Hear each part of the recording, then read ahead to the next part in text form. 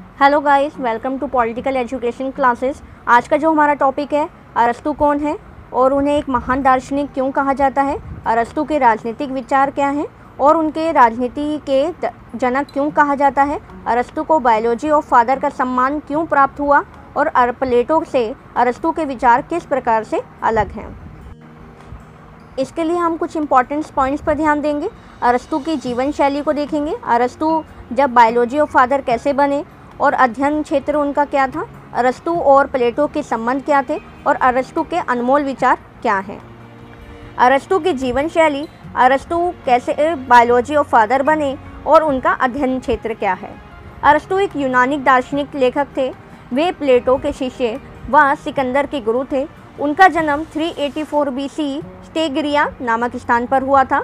अरस्तु ने भौतिक, आध्यात्मिक, कविता, नाटक, संगीत, तर्कशास्त्र, राजनीतिक शास्त्र, नीति शास्त्र, जीव विज्ञान सहित कई विषयों की रचना की।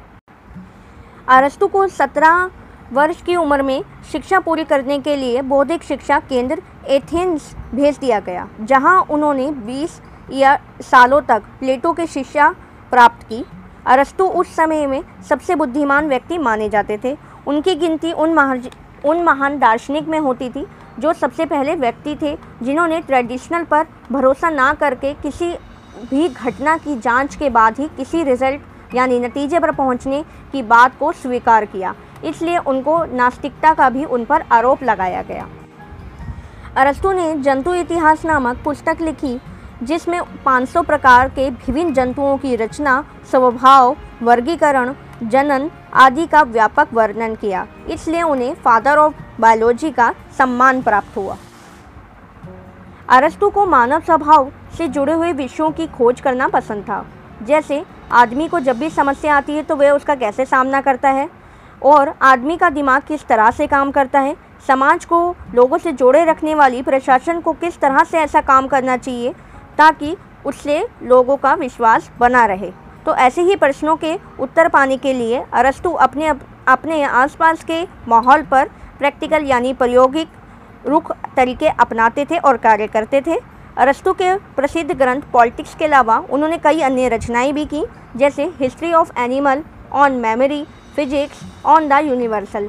तो इस प्रकार से उन्होंने अत्यधिक ग्रंथों की भी रचना की।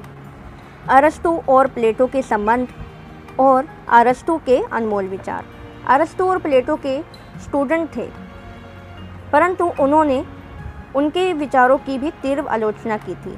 प्लेटो के विचारों और अध्ययनों में अत्यधिक प्रभावशाली सुधार भी किए, परंतु फिर भी कहीं ना कहीं प्लेटो के विचारों की छाप हमें अरस्तु के विचारों में मिलती है। दोनों प्रतिभाशाली विचारक थे, जिसके लिए वे प्लेटो के हमेशा ऋणी रहेंगे। अरस्तु जैसे कि यूनानी नगर राज्यों की अस्थिरता, नैतिक अराजकता और आदि विषयों पर, परंतु अरस्तु की विश्व जीवन के प्रति दृष्टिकोण अलग था, इसलिए दोनों की कार्य पद्धतियाँ अलग अलग थीं।